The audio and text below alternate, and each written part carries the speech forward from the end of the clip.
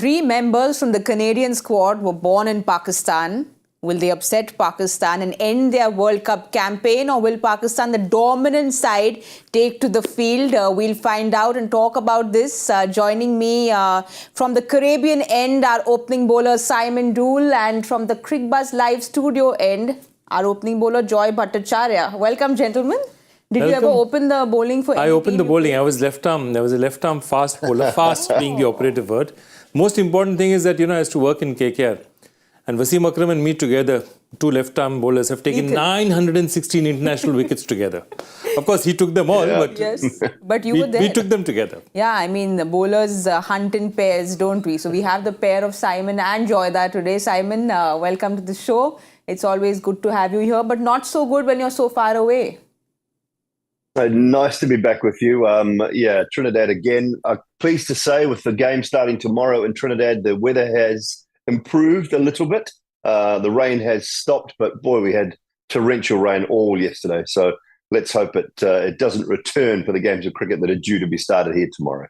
You know, Simon, DK is going to be a little upset because DK was the weatherman and the official weatherman for very long. You're taking over from DK. But talking about today's game, Canada take on Pakistan, and it's a must win for Pakistan. I want to get straight to it. Joyda, what is wrong with Pakistan? Because it almost feels like this team, which is so dominant on paper, and other team shows up to the ground. I think that's the point, that still these guys make it to finals. I mean, they made it to the finals last time. Of course, they needed Netherlands to knock over South Africa for that to happen. But they had a knack of doing it. I think there are two, three things. I think they're just, they've lost their, new coach. Gary Kirsten has just come in as a coach, and there's somebody else who's been coaching before. So there has been, and a lot of they're saying, and the Pakistan establishment has been saying, you have lots of Zoom coaches. People who are really less there and more, coaching online. And that doesn't really work with this Pakistani team. It's a team which requires a lot of hands-on. There's a lot of talent out there. But somewhere this talent is not coming together to get them across the line. They still are a very talented side, but that vital step to get over the line, it's not happening. And they've come so close so many times now, it's not surprising. I actually was watching this video, which I had a lot of learning in the morning. Roger Federer was addressing, I don't know if you watched it on social media. I was exactly going to talk about that, the Dartmouth commencement address. Yes, where he spoke about, if you play the point, it's the most important thing in the world. But once the point is behind you, it's behind you.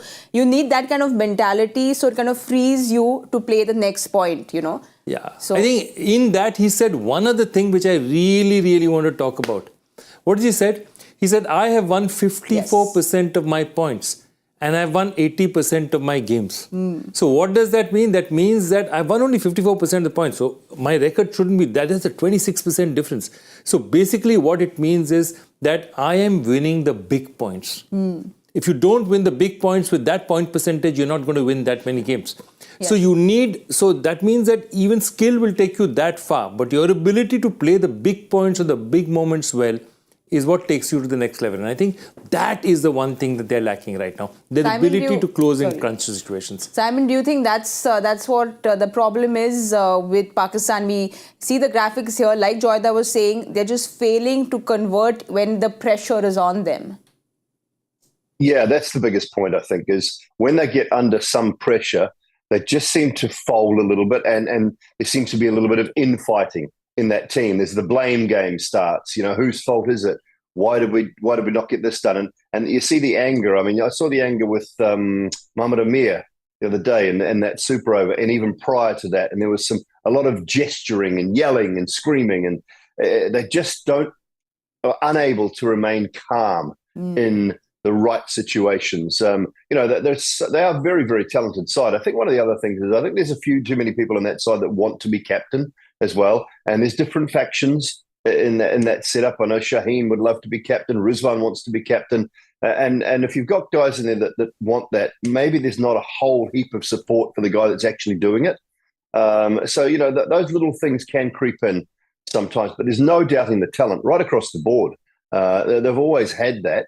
It's just at the really crunch moments, can they deliver it? Can they remain calm enough to deliver it? And I think that's been one of the little issues. You know, Joyda, is it like Simon saying, staying calm under pressure? That's something that the body language entirely changes when Pakistan's under pressure. And how is that going to change? We know that Gary Kirsten brings that calming effect, but that will take some time, won't it? That will take some time. And in Pakistan, if you look at it, in their best days, they always had a leader who they turn around and look to. I mean, Imran at his best. You know, they turn around and he'd just look and say, okay, I'm going to handle this now on. I'm going to sort this out. Javed Miadat, less of a leader of men, but a great guy in crunch moments. In crunch moments, you look to Javed. Later on, Wasim, okay? And then more recently, Inzamam, even Misbah to a certain extent, until that, you know, the World Cup, that sweep notwithstanding. They were guys who stood up when the tension was there and said, don't worry, I'm here. And Babar is a great, great talented player, but he's not that guy. And it doesn't need to be. Like, for example, Sachin Tendulkar may be a great cricketer, but he's not captain. You know what I mean? And Babar is perhaps not the guy to just stand up. And sometimes you need a player of lesser talent, but just pure grit who's going to say, I'm the kind of guy who's going to lead this team and we're going to leave blood on the field. We are not going to lose.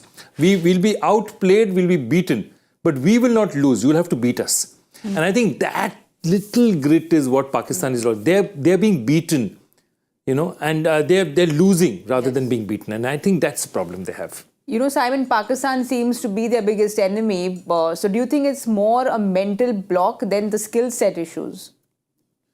I think sometimes it is. And, you know, you think about the mental block of South Africa, maybe even of New Zealand, you know, being able to get to semi-finals, maybe not quite cross the line. There is a mental block when it comes to most sports at different stages if you fail to get across the line on more than 1, 2, 3 occasions. So, you know, that comes down to it. But it is all about remaining calm and trying to just deal with that. But it's easier said than done as well. And I think that's one of the things we have to remember. We've all been there. We've all been in situations where we've done silly stuff on the field or bowled a poor delivery, bowled the wrong delivery, played a poor shot, all of those things. So the more times you get there, the more you should learn from that. So, yeah, I think, you know, it probably gets to the point after a little while that it becomes a real mental block and your failure to do so. And they're having that mental block at the moment with India. Yes. You know, not being able to beat India unless they have the absolute perfect game almost like they did in Dubai, 3 years ago now. So that they're in that situation, I think. You know, we've got Joyda in the house, so we want to go down the history lanes a little bit today. And Joyda, I've got a little bit of trivia for you because it's also a little bit from my part of the world. I read that there was this beautiful documentary that was made when Sir Don Bradman visited Canada. So a little bit on the Canadian history. In 1932, he visited Canada. There was a goodwill tour and they made this silent documentary, a 13-minute documentary. Unfortunately, it was not released to the markets. It was released to the non-theatrical markets. And 80 years later is when they released it in Australia. I would love to see that documentary because who wouldn't want to see what Sir Don Bradman was doing there? But I thought this was quite an interesting story. No, fascinating. Absolutely. And the fact that the big documentary was in Canada and not in Australia. Yes. And the fact that it's there. A lot of guys used to go and you remember, you know, when they used to tour out there, you go by ship, you go out there, you play, you go to Canada, and very often they'd literally play for their keep. A lot of teams would play for their keep, as in they'd go and play out there, play cricket out there, get hosted by a few clubs, stay a few days, see the place. So it's almost like tourism plus cricket and everything combined in the event. But yeah, even people like Bradman have played there. One of my regrets is that Bradman's never played in India. Yes. But he's came to play in Sri Lanka, in fact. In fact, the other story is that, you know, Canada, this first match that we say, 1844, is the first match between USA and Canada. And it sounds fantastic, and it's true. The USA, Canada were the first teams to play an international proper cricket match. But you know how it happened? In 1840, the New York St. George's Club received an invitation from the Toronto Cricket Club saying, why don't you come and play? And the president of the Toronto Cricket Club was a chap called George Philpott. So he wrote them a mail and all that. So all these New York guys get on and they go to Toronto and they find it's a fraud. Somebody else has written the letter and these guys don't even know why they're here. So George Philpott is this very famous Canadian cricketer and, you know, administrator as well. So he says, okay, now you guys have come, we've got to organize a cricket match. And so they organized a cricket match and such a good time was had between St. George's Club and the Toronto Cricket Club that they said, you know, we've got to do this properly. And this time it's not just about us clubs. let's get a match where other clubs participate. So it's more USA and Canada, not just two clubs playing. Oh. And that's how 4 years later they played the first international cricket match. But it all happens because they got frauded the first time round. Wow, that's quite a story. Wow. Wrong letters all the way.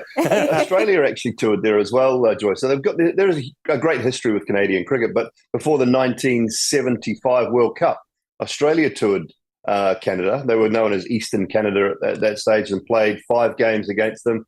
And they actually lost. Australia lost one of those games with the likes of Marsh and Lilly and the Chappell brothers in that Australian side. So, there's a great history in and around Canadian cricket, and it's a really cool place to go as well. I found being there for the GT20 a few years ago. You go to Toronto, and it's a really great cricketing sort of hub out in Mississauga.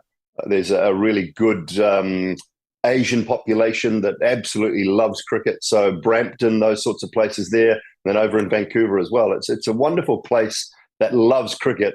And the sort of, one of those countries on the rise. Wow, that's quite a In fact, the other quiz question that we used to ask all the time is, who's the only Chappell who's played in the 79 World Cup? Because, you know the Greg Chappell, there are 3 brothers, Greg, Ian, Trevor.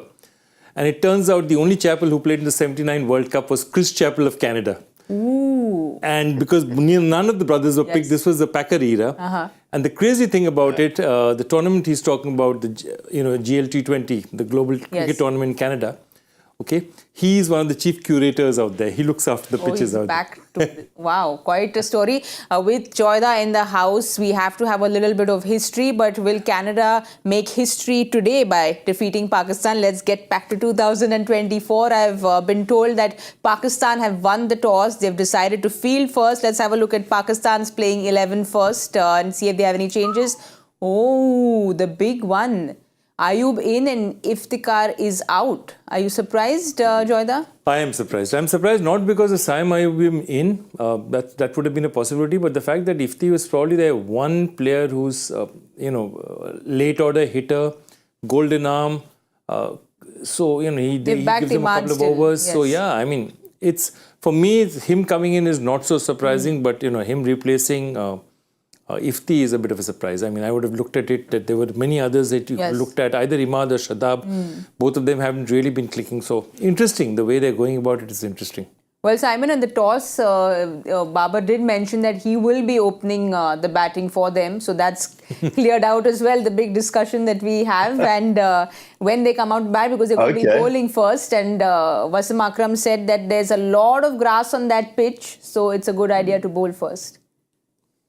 Yeah, maybe they've tried to leave a lot more grass on this one to hold it together. We've seen we've seen a little bit of an up and down nature at times on that surface. We've seen the ball nip around a little bit. We've seen the odd one pop, maybe where the grass hasn't quite knitted.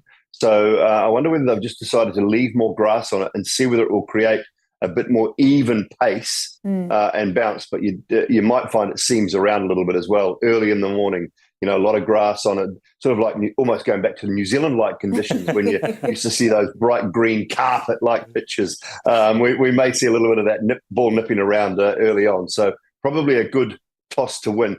Sorry, did I hear you right that you said Babar definitely will open? So Saim and Babar will open and maybe Rizwan will drop to 3? Well, he mentioned that Saim Ayub will open. He didn't say who's going to open with him. Okay. So that's still a mystery. But Ayub is going to open for sure. Okay, even I thought it was Babar who was opening. Okay, Ayub opening is, could open with Rizwan. But is it a right call, Joyda? Because, with Pakistan in that opening order, there's been so much of shuffling around. They haven't found that pair. One thought that they will still back Rizwan, Babar, but they've gone with someone new again. See, the thing is that if you see these numbers are not bad at all. Averages, it's a strike rate that's bothering you, that 121 for Rizwan, over so many innings, and these are 43s is a substantial, data set.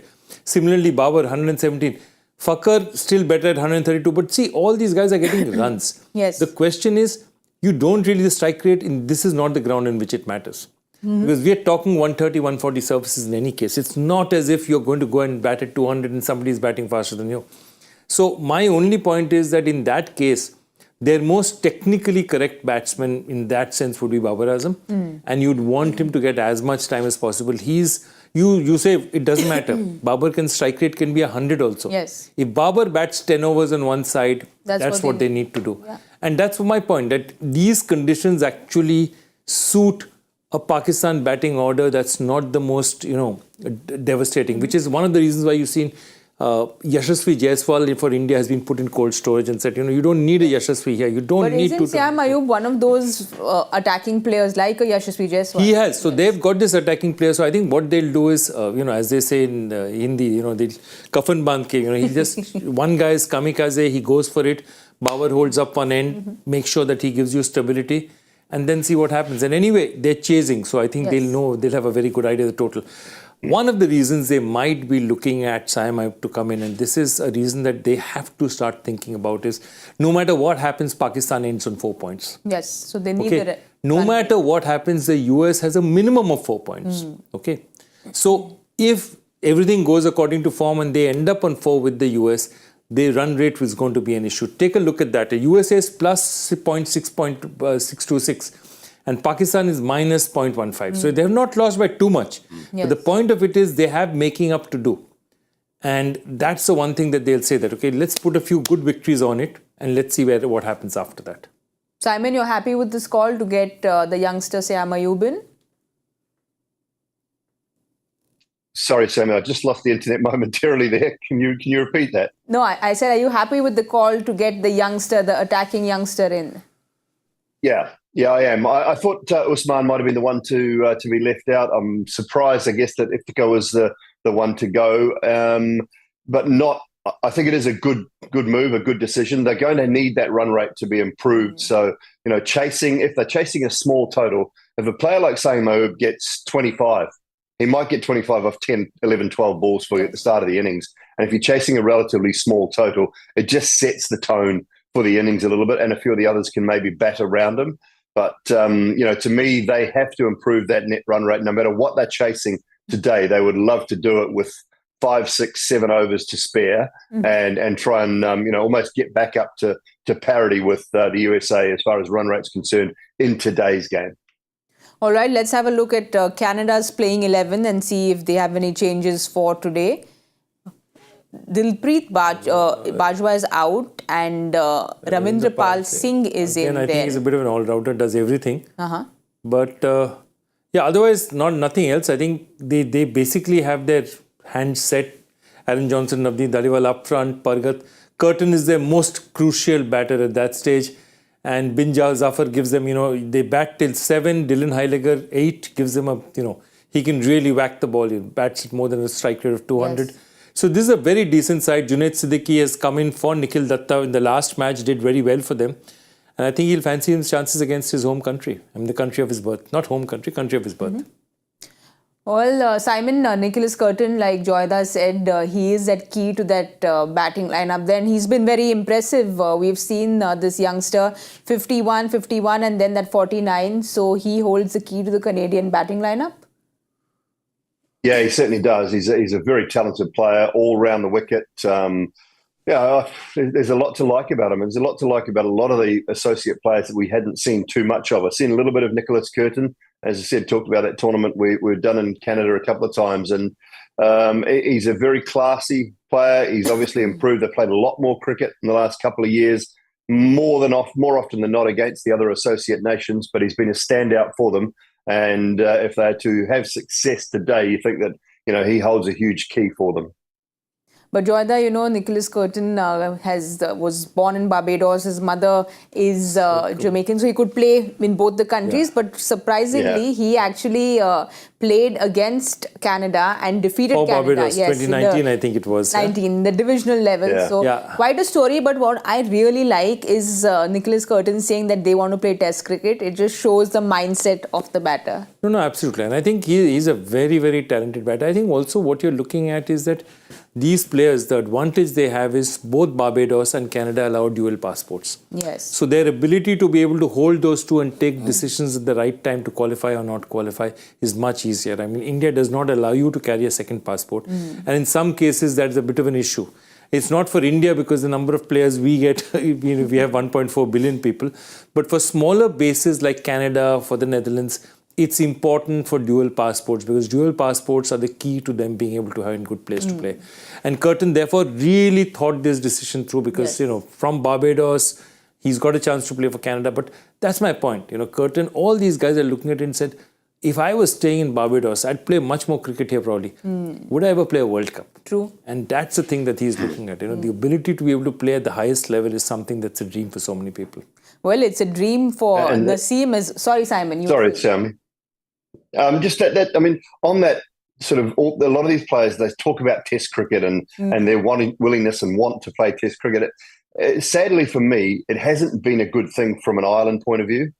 Again, you go back to it, they've been a poorer side for Test cricket because all their good players were playing in the UK structure, in the UK setup. So I think they have to be very careful about trying to pump up the fact that they want to play Test cricket. I know it looks like it's a great dream, but it might be to the detriment of your 2020 or your 50-over cricket. So be a little bit wary of continually saying they want to play Test match cricket, I think.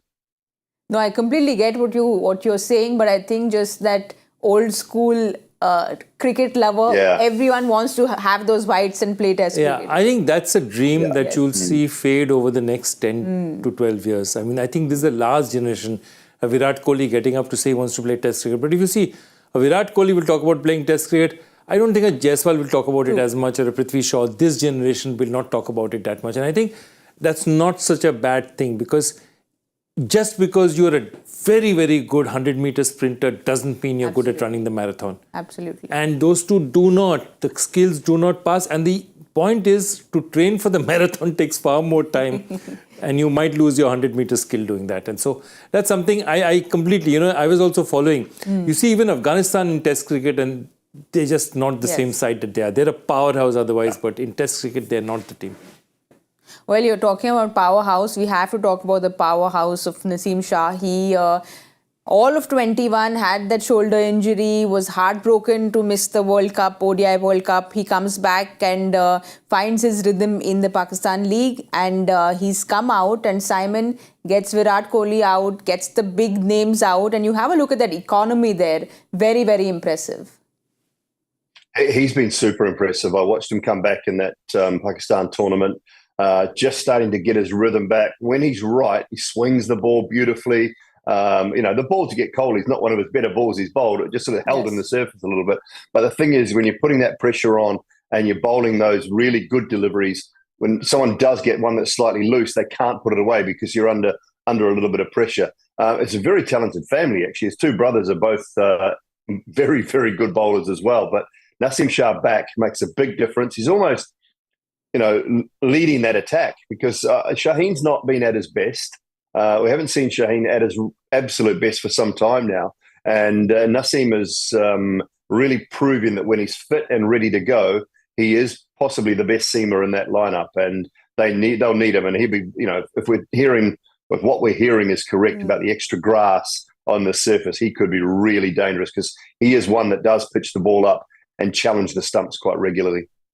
Simon just spoke about Shaheen not being at his best. He has been spearheading that bowling lineup. But do you think Naseem is that X factor when Shaheen's not doing his best?